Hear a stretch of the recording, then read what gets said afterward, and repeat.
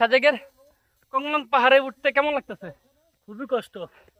এর আমার খালু, উনি আসলে হাঁটা চলা খুব কম করে, পাহাড় তো বাইতেই পারে না।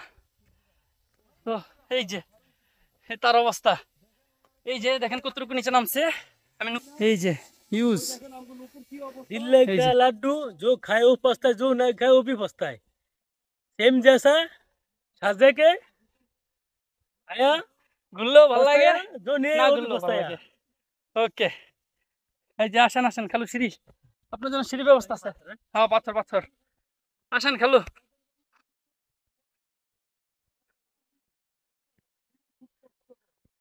এখানে পানি উড়ানো খুব টাফ, বুঝছেন খালু? এখানে পানির দামও বেশি।